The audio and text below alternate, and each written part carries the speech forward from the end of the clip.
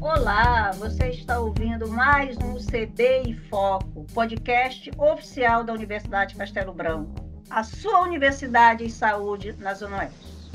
Janeiro, como a gente sabe, no final da virada de janeiro para fevereiro, é o mês de reflexão sobre várias campanhas preventivas. Dentre elas, a hanseníase. Você sabe o que é hanseníase? Hanseníase é considerada uma das enfermidades mais antigas do mundo. Supõe-se que ela tenha surgido no Oriente por volta do século VI a.C. Como a gente pode ver, é muito antiga, né? E se espalhou pelo planeta através de tribos, de nômades ou pelos navegadores. Mas vamos lá. Trazendo para perto da gente, para a nossa reflexão, para interagir sobre esse tema, eu vou conversar hoje com o professor e enfermeiro Rafael Costa. Ele que é especialista em gestão em saúde, é mestre em saúde pública. Desde 2021, está atuando como coordenador geral de atenção primária da área de planejamento, que a gente chama de 5.1, da Secretaria Municipal de Saúde do Rio de Janeiro. E a gente tem a honra de tê-lo como professor do curso de medicina e coordenador da pós-graduação de gestão em saúde na atenção primária, na UCB. Então, com certeza o professor Rafael vai ter muito para esclarecer para a gente sobre essa temática. Porque o Dia Nacional de Combate e Prevenção da hanseníase é celebrado justamente nesse 30 de janeiro, que é uma campanha que com certeza ele vai explicar melhor para a gente, que tem como objetivo justamente conscientizar a população sobre essa doença. E o Rafael com certeza vai trazer para a gente aqui, vai destacar para a gente os desafios enfrentados por pessoas afetadas. Então vamos entender melhor. Professor Rafael, muitíssimo bem-vindo mais uma vez ao nosso podcast. Gostaria que você iniciasse dando um alô para quem está nos ouvindo e falasse um pouquinho de você, dessa tua rotina maravilhosa na UCB e na Secretaria de Saúde. Oi, Elza, bom dia. Fico super feliz, super lisonjeado em mais uma vez participar aqui do nosso podcast. Principalmente para a gente discutir um pouquinho, falar um pouquinho sobre uma doença que por si só ela já tem um estigma por trás dela, desde o seu diagnóstico lá atrás, como você mesmo falou, que é uma doença que foi descoberta há muito tempo, mas que tem por trás dela um grande estigma, um grande preconceito que uma grande parte da população tem. É importante a gente falar no mês de janeiro sobre isso, como um marco, sendo o mês da conscientização para a prevenção e para o próprio combate à hanseníase, e a gente trazer isso com duas abordagens. A primeira é a conscientização da população, um entendimento, né, sobre a doença em si, e a questão de trabalhar esse estigma que vem diminuindo, a própria nomenclatura. A gente não fala mais, a população não fala mais sobre lepra, fala sobre hanseníase. Então a gente vê que a gente conseguiu lograr algum êxito nessa diminuição desse estigma. Fico super feliz, lisonjeado. Realmente é uma doença que a gente vem lutando aí dia após dia para que nossos profissionais estejam atentos, mas que a população também consiga reconhecer alguns sinais e sintomas quando eles estiverem com alguma característica dessa doença no seu próprio corpo ou no corpo de algum familiar ou de um amigo querido. Então, Rafael, fala pra gente, para quem está nos ouvindo, por exemplo, que a hanseníase a gente já sabe, né? Você está explicando, mas quais são os sintomas e se tem tratamento, como é que se pega a hanseníase? Eu acho que isso é uma questão básica que as pessoas quem está nos ouvindo precisa entender. Como pega a hanseníase? Vamos lá. Então, a hanseníase, ela é uma doença que ela é passada pela via respiratória. Então, a transmissão é por via respiratória, por gotículas, tanto da secreção nasal ou até mesmo pela saliva de uma pessoa infectada. Ela tem uma baixa transmissibilidade, ela é pouco contagiosa. Então, por isso que a gente não vê, quando alguém tem hanseníase, essa disseminação ser muito rápida. Então, visto esse pouco contágio, né, ser pouco contagiosa, essa transmissão é um pouco lenta. É importante falar, principalmente para a população que nos escuta, que tem alguns sintomas e sinais que são muito mais fáceis da população identificar. Manchas na pele é o mais clássico que a gente sempre orienta, qualquer alteração de mancha de pele, principalmente quando ela vem carregada junto dela com alguma alteração na sensibilidade, principalmente ao calor e ao frio. Você não consegue identificar essas alterações naquela mancha ali. Se você encostar alguma coisa quente, você não reconhece o calor na sua pele. Se encostar alguma coisa fria, você não reconhece essa temperatura mais baixa na sua pele. Quando tem dor e ao toque, tá? Um pouquinho mais difícil de a gente reconhecer é a questão da diminuição de pelos e suor nessas áreas de contágio. Uma sensação de formigamento, aquela fisgada que às vezes acontece, muito mais proeminente, muito mais frequente, na verdade, nas mãos e nos pés. diminuição de força na musculatura do rosto, das mãos e dos pés, e até mesmo aí um pouquinho mais raro de acontecer nesse comecinho, mas muito mais fácil também de identificar pelas pessoas, que são caroços no corpo e em alguns casos tem até uma vermelhidão que causa inclusive dor. Então esses são os sintomas e sinais mais clássicos que a gente vê na questão da hanseníase. E também com relação à transmissão, que você me perguntou, é por via respiratória. Muito bom esse esclarecimento. É muito interessante quando a gente tem um esclarecimento assim, que ajuda você a olhar não só para você, mas para quem está ao teu lado. E aí, um outro ponto que eu acredito que muita gente tenha dúvidas, eu, por exemplo, quando era criança, eu via assim, poxa, a pessoa que está lepra, se falava muito disso, né? Isso. Precisa ficar isolado. E eu tinha uma vaga, assim, uma sensação de que você pegava pelo contato físico. Então, isso não existe. As pessoas que têm hanseníase hoje, elas não precisam ficar isoladas e o contato físico não transmite. É isso, a própria transmissão dela que é por via respiratória, entendeu? Então, assim, óbvio que toda precaução para qualquer doença de pele que tenha repercussão na sua área cutânea, ela precisa de proteção na área afetada e tudo. Mas a transmissão dela é por via respiratória. E uma coisa que é muito importante falar, Elza, que todas as nossas unidades de saúde, elas estão preparadas para esse tipo de atendimento, tá? Importante frisar que a hanseníase, ela tem cura e tem tratamento pelo Sistema Único de Saúde. Muitas pessoas acham que, será que se eu procurar uma unidade básica de saúde, eu consigo ser diagnosticada, eu vou poder fazer diagnóstico, eu vou ter uma avaliação clínica? Lembrando que o diagnóstico da hanseníase, ele é um somatório de uma avaliação clínica pelo profissional, somado a exames laboratoriais, tá? Então, todas as nossas unidades de atenção primária, as unidades básicas de saúde do município do Rio de Janeiro, elas têm em seu escopo, na atribuição do profissional, essa avaliação clínica e exames laboratoriais para essa detecção e esse diagnóstico para ser mais assertivo, tá? Bacana, você já respondeu a pergunta que eu ia te fazer, como é que é feito o diagnóstico. Agora me fala uma coisa, Rafael, a hanseníase, ela pode ser confundida se você não procura um atendimento médico, por exemplo, com outras doenças dermatológicas? Pode, sem dúvida nenhuma, Elza.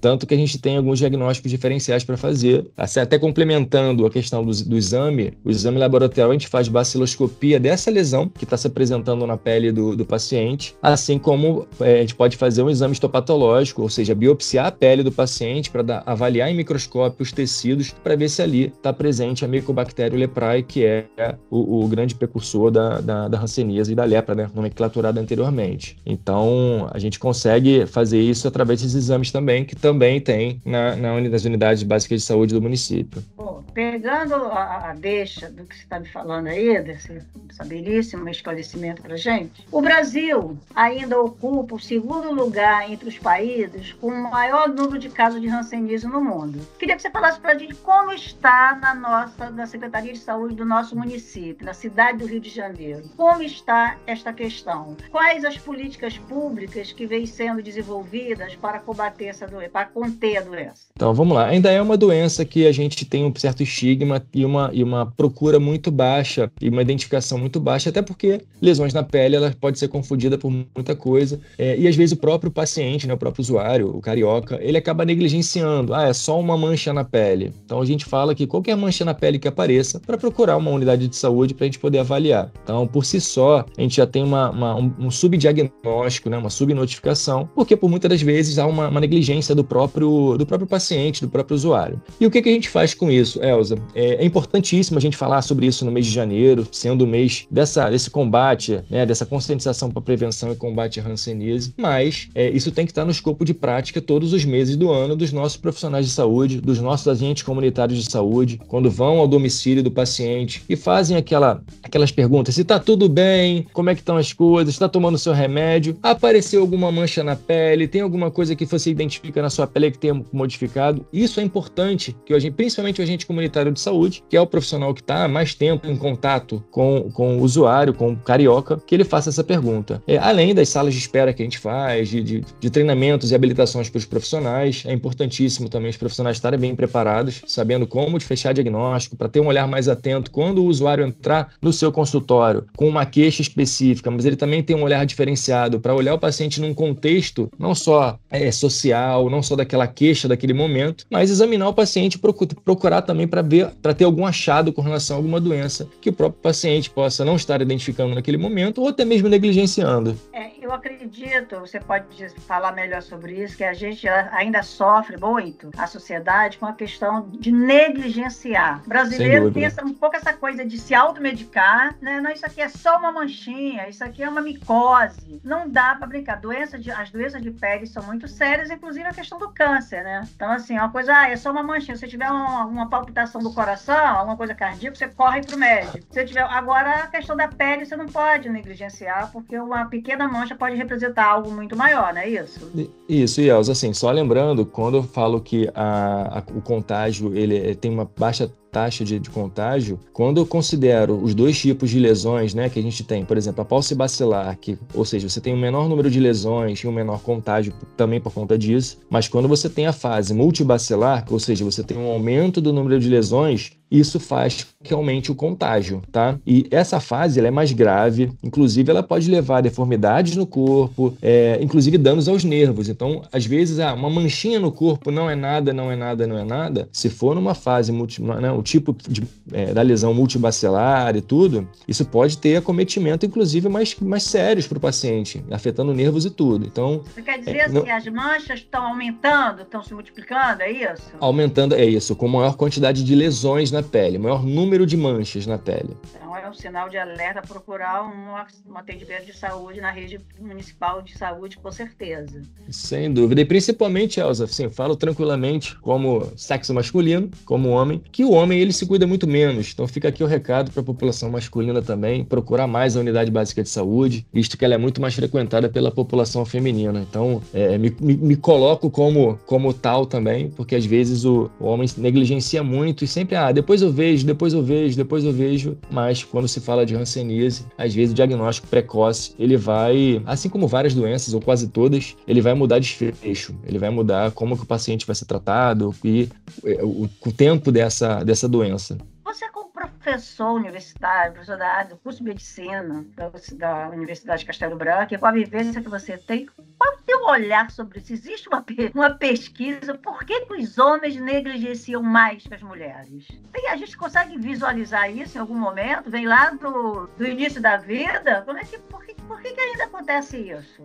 Elza, eu vou falar aqui na axiologia, numa opinião sem base de evidência nenhuma científica, mas o que eu visualizo talvez, acho que por duas frentes. A primeira frente, que eu acho que é histórica mesmo, de mais lá atrás, que o homem, isso, graças a Deus, inverteu bastante isso, as mulheres estão muito mais inseridas no mercado de trabalho, mas antigamente era o homem no mercado de trabalho. Então, às vezes, aquela coisa, estou trabalhando, não tenho tempo para ir ao médico. Pode ser uma questão que a gente carregue de lá de trás, ou pode ser também uma questão de puro cunho, talvez machista, ou de isso não é nada, isso eu tô bem, eu sou forte, eu sou viril, enfim, e aí por si só a gente acaba não procurando um profissional de saúde. É verdade, você vê um ponto que a gente vê que é muito comum, assim, as mulheres fazem muito mais preventivo, as mulheres cuidam muito mais, e os homens, quando a gente fala de câncer de próstata, por exemplo, a gente sabe que entra vários fatores sociológicos disso, né? A idade, o entendimento, mas que bom que a gente está com muitas campanhas, que esses meses de conscientização cresceram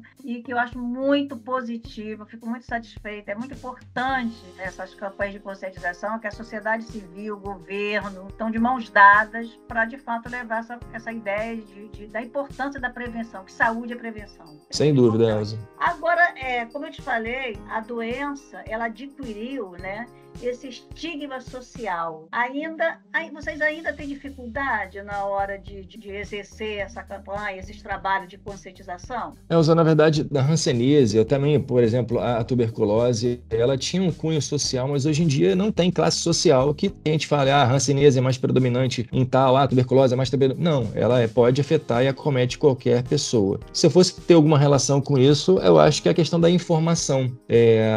Por vezes a gente tem que pensar em estratégias de informação que consiga chegar a pessoas de classe mais baixa e classe mais alta, que consiga afetar mulheres e homens, que a gente consiga discutir isso dentro do ambiente escolar, nas nossas escolas do território. Então, é um trabalho que os profissionais precisam fazer também dentro das escolas, fazer isso sala de espera nas unidades, para a gente quer alcançar todo o nosso público, independente de faixa etária, independente de sexo, independente de credo, independente de classe social ou de vulnerabilidade social, econômica ou não. Eu acho que cabe a gente, gestor e profissional de saúde, pensar diariamente em estratégias de alcance, de grande alcance.